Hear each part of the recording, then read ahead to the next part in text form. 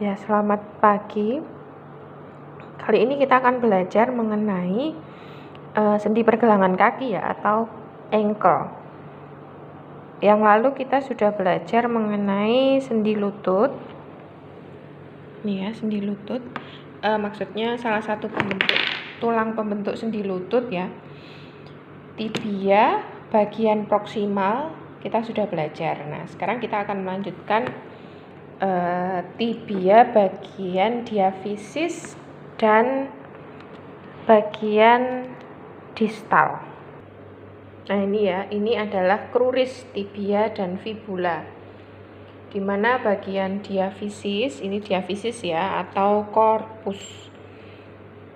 Bagian atas biasa kita sebut sebagai basis, kemudian bagian bawah sebagai apek. Bagian atas lebih lebar dari proksimal ya, bagian proksimal lebih lebar daripada bagian distal.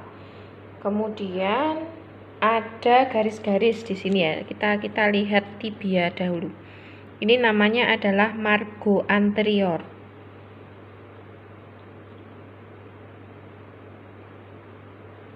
Kemudian ada margo medial. Di samping bagian medial ini ada margo medialis. Kemudian yang di lateral ada garis juga, namanya margo introseus. Oke, itu. Kemudian berikutnya ada facies medialis. Ini facies medialis. Facies medialis, kalau ini adalah margo ya. Kemudian ini adalah facies medialis. Kemudian ini adalah facies lateralis yang ada di bagian lateral. Kemudian di bagian posterior juga ada facies, dinamakan facies posterior. Ini adalah facies posterior. Dataran. Nah, ini adalah facies posterior. Kalau di peninggian namanya adalah margo.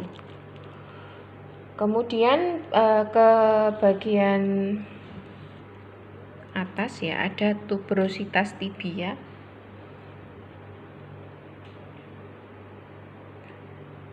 Yang merupakan insersio atau perlekatan otot quadriceps femoris. Kemudian di bagian belakang ada fossa poplitea, linea poplitea. Oke, itu adalah bagian dari diafisis. Sekarang kita ke epifisis distalis. Ini ya, epifisis distalis. Di bagian medial ada malleolus lateralis. Malleolus medialis. Kemudian ada facies articularis malleolaris, di mana merupakan ini ya, di bagian dalam ini ya. Facies articularis malleolaris, di mana merupakan tempat persendian antara tulang talus dan tibia, tepatnya di bagian malleolus.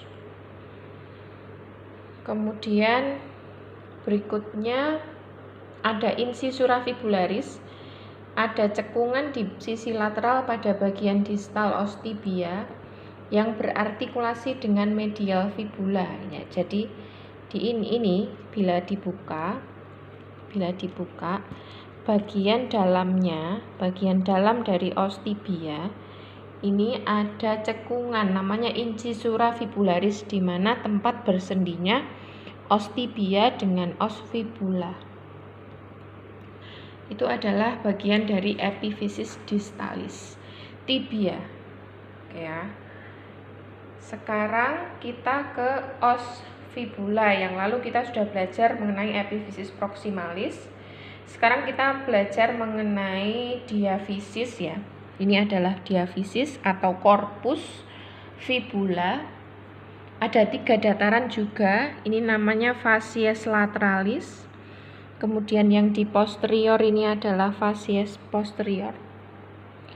Kemudian yang di samping tengah adalah facies medialis.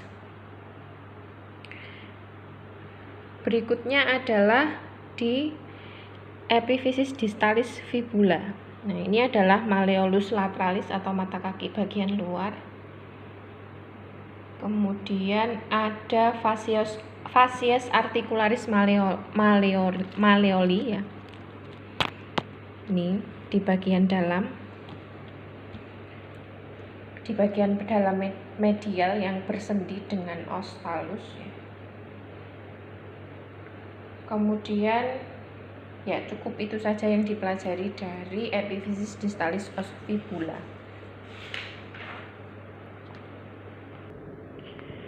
Berikutnya kita akan membahas mengenai pedis atau kaki. Ini ya, kita sebut ini kaki. Kemudian ini adalah tungkai bawah. Kalau femur itu namanya tungkai atas. Pedis dibentuk oleh os tarsal, metatarsal, dan palang pedis. Manakah yang dinamakan os tarsalia? Ini yang dinamakan os tarsalia.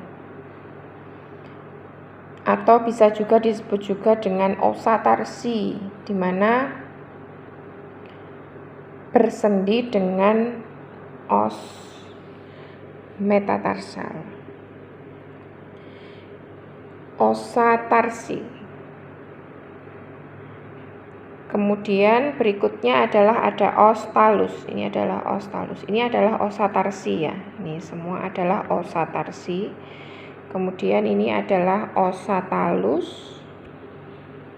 Ini talus ya. Kemudian ada os calcaneus. Ini adalah os calcaneus atau tumit ya. Ini os talus, os calcaneus. Kemudian ada os navicular. Ini os navicular di bagian medial pedis yang terpisah itu karena ini lepas. Kemudian ini ya navicular ini ya. Ini navicular. Kemudian berikutnya adalah os cuboideum. Kemudian ada os cuneiform, jajar-jajar ini satunya. Yang lepas ini adalah cuneiform. Kemudian ada os metatarsal.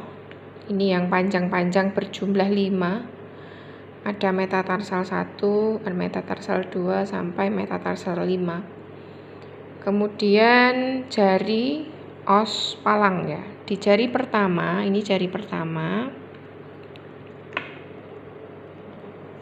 Ini jari pertama ada 2 os palang. Ini os palang proksimal, ini os palang distal. Sedangkan jari kedua sampai jari kelima terdapat 3 os palang. Nah, ini os palang proksimal, os palang medial, os palang distal. Kalau ini adalah metatarsal. Ini adalah jari kelima, keempat, 3, 2, 1. Ya, itu adalah os palang pedis.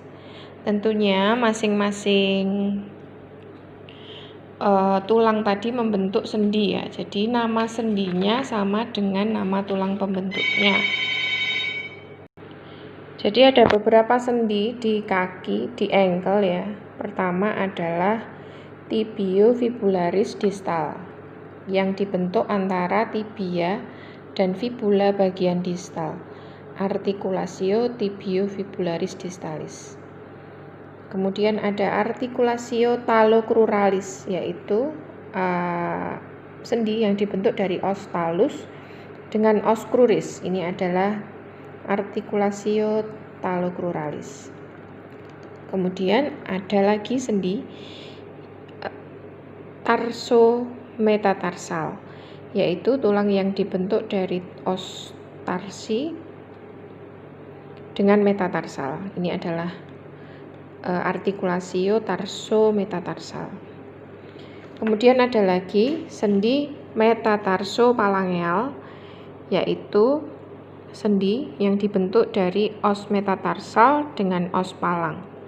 Ini adalah sendi articulatio tarso-metatarsal. Ini ya. Kemudian berikutnya ada sendi yang dibentuk di antara tulang-tulang palang. Ini adalah tulang palang membentuk sendi, sendi, sendi, sendi, sendi.